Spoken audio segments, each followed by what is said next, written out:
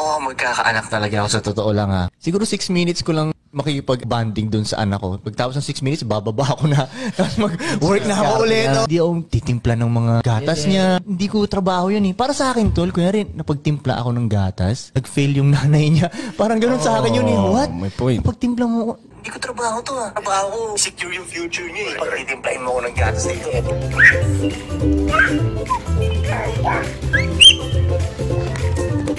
Wow!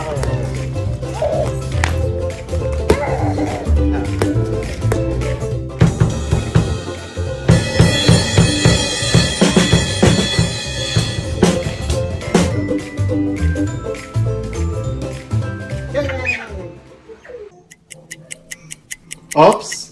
6 minutes na. Nagtimpla ka ng gatas mo.